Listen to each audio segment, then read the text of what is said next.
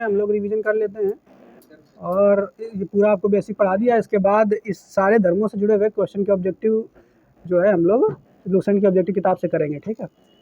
तो अब वैष्णव धर्म में क्या लिखा हुआ है देखो। और वैष्णव धर्म के विषय में प्रारंभिक जानकारी जो है उपनिषदों से मिलती है, ये बात हम आपको बताए हैं। और इसका विकास भागवत धर्म से हुआ था, ठीक है। भगवत धर्म सॉरी, जो कि श्री कृष्ण से जुड़ा हुआ है। नारायण के पूजक मूलतः पंचरात्र कहे जाते थे। क्या कहे जाते थे? ठीक है। वैष्णव धर्म के प्रवर्तक श्री कृष्ण थे, ये बात आपको बताया था, जो वृषण कबीले के थे, ठीक है। और जिनका निवास स्थान जो है मथुरा था। क्लियर।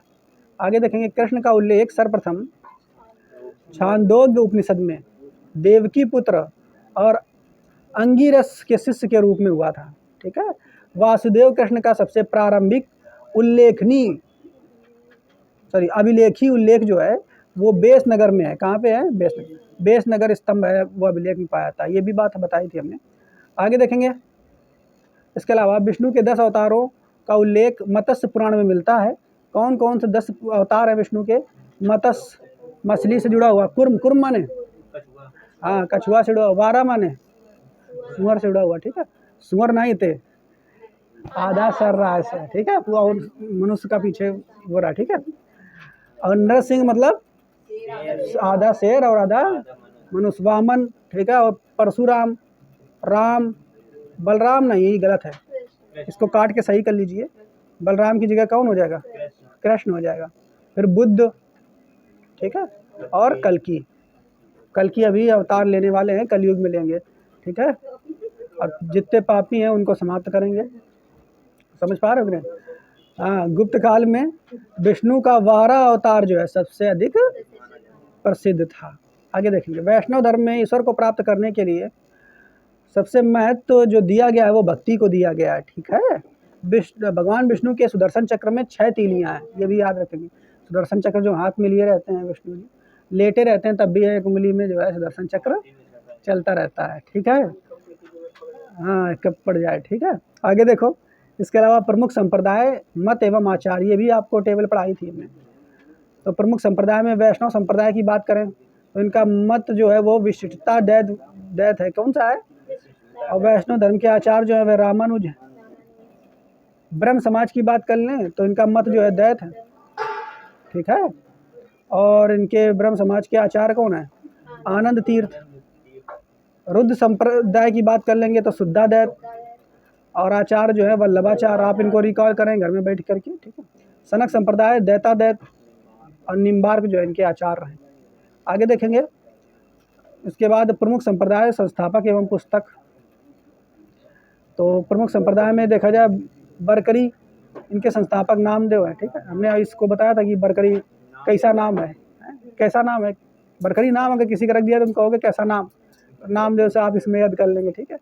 और वैष्णव धर्म को हमने आपको बताया था रामानुज, ठीक है। तो ये तो याद ही रहेगा, ठीक है। और इनका जो पुस्तक है वो ब्रह्म सूत्र है। परमार्थ जो संप्रदाय है उसके संस्थापक रामदास, ठीक है। दोनों में दास दास देखो, पुस्तक में भी दास शब्द आया है और रामदास में भी दास शब्द आया, ठीक है। तो इससे आप याद कर लेंगे थोड़ा बहुत। रामदास पुस्तक हो, दास बोध पुस्तक हो जाएगी और रामदास जो है संस्थापक हो जाए। राम भक्त के संस्थापक जो संप्रदाय है वो रामानंद है और इनकी पुस्तक का नाम है अध्यात्म रामायण, ठीक है।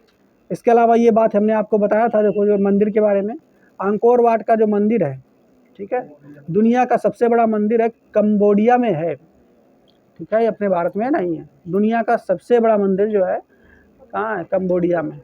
और इसको जो है राजा सूर्यवर्मा सेकेंड ने बनवाया था। कब बनवाया था देखिए आप, 1113 से लेकर के 1150 ईस्वी में बनाया गया।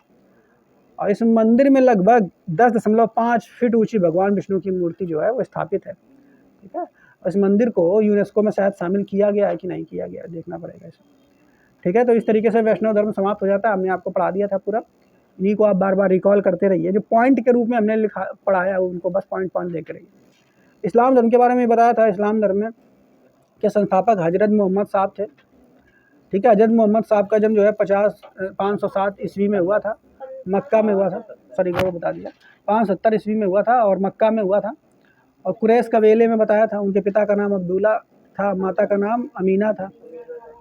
ये लोग समाप्त हो गए थे, तो इनका जो लालन पालन किसने किया था, उनके चाचा ने किया था, जिनका नाम था अबू तालिब। ठीक है, आगे देखेंगे। इसके अलावा ज्ञान की प्राप्ति इनको हुई थी हीरा गुफा में। तो मक्का के पास है हीरा नामक गुफा, जिसमें 610 में इनको ज्ञान की प्राप्ति हुई थी। आपको याद होगा कि इसी तरीके से ज्ञान की प्राप्ति बुद्ध भगवान को भी हुई थी। जैन धर्म में महावीर स्वामी को हुई थी। अब हम कुछ पूछ लेते हैं। आगे देखो बच्चा, आगे क्या लिखा हुआ है। 24 सितंबर 622 ईस्वी को पैगंबर के मक्का से मदीना की यात्रा जो है, इस जगत को मुस्लिम जगत में मुस्लिम संवत के नाम से जाना जाता है, जिसे हिजरी संवत कहते हैं। ऐसे अपना संवत चलता है, उसको क्या कहते हैं, एक शक संवत चलता है। विक्रम भी अपने हिंदू धर्म का, ठीक है, लेकिन जो मेन है वो शक। क्लियर, शक संवत। ठीक। मोहम्मद साहब की जो शादी है वो 25 वर्ष की उम्र में हुई थी, और खदीजा नामक विधवा महिला से हुई थी। ठीक है, आगे देखो। मोहम्मद साहब की पुत्री का नाम फातिमा था, दामाद का नाम अली था। ठीक है, आगे देखो। देवदूत जिब्रियल, जिब्रियल का नाम याद रखना है। जिब्रियल ने पैगंबर साहब को कुरान अरबी भाषा में संप्रेषित की थी। तो ये भी याद रखना कि कुरान जो है मूल रूप से किस भाषा में थी, अरबी। कुरान इस्लाम धर्म का पवित्र ग्रंथ है, और ये पवित्र ग्रंथ 114 अध्याय में बटी हुई है, पढ़ सकते हो। इसमें 6360 पद हैं, याद करने की आवश्यकता नहीं है, बच्चा हो तो पढ़ लो। हाँ, आगे देखो। पैगंबर मोहम्मद साहब ने कुरान की शिक्षाओं का उपदेश दिया। ठीक है, मोहम्मद साहब की मृत्यु जो है 8 जून 632 को हुई। इन्हें मदीना में दफनाया गया, इसीलिए मक्का और मदीना दोनों के दोनों इनके पवित्र स्थान हैं। मोहम्मद साहब की मृत्यु के बाद इस्लाम जो है सुन्नी और शिया नामक 2 पंथों में विभाजित हो गया। ये भी बात सब हमने आपको बताई थी। सुन्नी, ये भी सब बताया। सुन्नी किसे कहते हैं? सुन्नी उन्हीं कहते हैं जो सुन्ना में विश्वास करते हैं। सुन्ना पैगंबर मोहम्मद साहब के कथनों तथा कार्यों का विवरण है। ठीक है, मतलब सुन्नी उन्हें कह देंगे जो मोहम्मद साहब के ही बातों पर, विचारों पर विश्वास करेंगे, अर्थात जो ये मानते हैं कि मोहम्मद पैगंबर साहब के बाद दूसरा कोई पैगंबर नहीं आएगा, उनका कोई उत्तराधिकारी भी नहीं होगा, वो सुन्नी खुद को कहलाते हैं। और जो कहते हैं कि नहीं उत्तराधिकारी हो सकता है, तो उत्तराधिकारी बनाने के लिए किसको बनाया गया था? उनके दामाद को, अली को। तो उनकी बातों को फॉलो करने के लिए जो वो क्या कहलाए? शिया। ठीक है, बात समझ पाए? आगे देखो। शिया अली की शिक्षाओं में विश्वास करते तथा उन्हें मोहम्मद साहब का न्याय सम्मत उत्तराधिकारी मानते हैं। अली मोहम्मद साहब के दामाद थे। अली की हत्या 661 ईस्वी में कर दी गई थी, और अली के पुत्र हुसैन की हत्या 680 में जो है करबला इराक नामक स्थान पर कर दी गई थी। ठीक है, और कर दी गई। इन दोनों हत्या ने शिया को निश्चित मत का रूप दे दिया। अब तुम लोग यहाँ देखो, आगे देखो, लेकिन हम लोगों को याद देखो, इधर आगे छोड़ो उन लोगों को, हम लोग ये देख लेते हैं कहाँ पर पहुँच गए।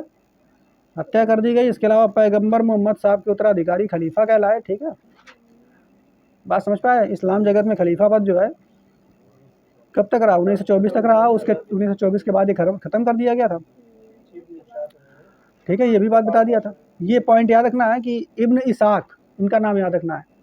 इन्होंने क्या किया था? सर्वप्रथम पैगंबर साहब का जीवन परिचय लिखा था। ठीक है, आगे लिखा है मोहम्मद पैगंबर साहब के जन्मदिन पर जो है इन्होंने का त्यौहार है ईद ए मिलाद उन नबी। ठीक है, इनका त्यौहार होता है ईद। हाँ, ईद ए मिलाद उन नबी, ईद वाला त्यौहार वही। ठीक है, बकरा वाला, बकरी ईद होती है। ठीक है, आगे देखो। भारत में सर्वप्रथम इस्लाम का आगमन अरबों के जरिए हुआ था, और 712 में अरबों ने सिंध जीत लिया था, और सबसे पहले भारत के इसी भाग में इस्लाम एक महत्वपूर्ण धर्म बना। वर्तमान समय में पाकिस्तान के आगे वाला, पाकिस्तान और अफगानिस्तान के बीच वाला क्षेत्र। ठीक है, आगे देखेंगे। नमाज के दौरान मुसलमान मक्का की तरफ मुँह करके खड़े होते हैं, और भारत में मक्का पश्चिम ओर पड़ता है, और मक्का की दिशा को किबला कहा जाता है। ये पॉइंट याद रखना है, मक्का की दिशा को जो क्या कहा जाता है? किबला। ईसाई धर्म के बारे में जल्दी से देख लेते हैं, और जो चीज़ें हैं। ईसाई धर्म के संस्थापक ईसा मसीह हैं। इनका प्रमुख ग्रंथ बाइबल है। ईसा मसीह का जन्म जो है जेरूसलम के निकट बैतलहम नामक स्थान पर हुआ था, और ईसा मसीह के जन्म दिवस को क्रिसमस के रूप में मनाया जाता है। ईसा मसीह की माता का नाम मेरी था, पिता का नाम जोसेफ था, इसीलिए मेरी क्रिसमस होता है। ठीक है, आगे देखेंगे। इसके अलावा ईसा मसीह ने अपने जीवन का जो है प्रथम 30 वर्ष जो है एक बढ़ाई के रूप में कार्य किया था, ये आपको बताया था हमने। और बैतलहम के निकट, ठीक है, नाजरेत इजराइल में बिताए थे उन्होंने। ठीक है, आगे देखेंगे इजराइल यूरोपियन का। आगे देखो का आगे देखो, ईसा मसीह के दो शिष्य थे, एंड्रूस तथा पीटर। ईसा मसीह को सूली पर रोमन गवर्नर जो है पॉन्टियस, ठीक है, इसने चढ़ाया था, और ईसा मसीह को 33 ईस्वी में सूली पर चढ़ाया गया। और ईसा मसीह का सबसे पवित्र चिन्ह जो है वो क्रॉस है। ईसाई तत्व में विश्वास करते हैं, वे 3 तत्व कौन से हैं? ईश्वर पिता, ईसा पुत्र और ईश्वर आत्मा। ठीक है, बस ये बातें हो गई। और इसके बाद 12वीं शताब्दी से फ्रांस में आरंभिक भवनों की तुलना में अधिक ऊंचे व हल्के चर्चों का निर्माण प्रारंभ हुआ। वास्तुकला की यह शैली गॉथिक नाम से जानी जाती है, और इस वास्तुकला शैली के सर्वोत्कृष्ट उदाहरणों में से एक पेरिस का नॉट्रे-डेम चर्च है। ये कोई महत्वपूर्ण बात नहीं है। पारसी धर्म के बारे में भी देख लेते हैं जल्दी से। पारसी धर्म के पैगंबर जो है, इनको बस याद रखना है, जरथुष्ट्र, ठीक है। और इनकी शिक्षाओं का संकलन जो है जिंदा अवेस्ता नामक ग्रंथ में है, और जो पारसियों का धार्मिक ग्रंथ है, ठीक है। जरथुष्ट्र आप बस याद रखिए। इनकी मूल शिक्षा का सूत्र जो है सद्विचार, सद्वचन, सद्कार। और इनके अनुयायी जो है एक ईश्वर का नाम यहाँ क्या कहते हैं? ईश्वर को अहुर, एक ईश्वर को मानते हैं, और इस धर्म के अनुयायी को अग्नि पूजक भी कहा जाता है, ठीक है। हाँ, तो बस पारसी धर्म के बारे में इतने कुछ पॉइंट हैं, समाप्त हैं। कल हम लोग सारे धर्म के जो ऑब्जेक्टिव क्वेश्चन हैं उनको पढ़ लेंगे, और फिर हम लोग नया पढ़ेंगे। उसके बाद हम लोग पढ़ेंगे क्या? महाजनपद का, ठीक है। तो बस आज के लिए इतना ही, बाकी कल पढ़ेंगे।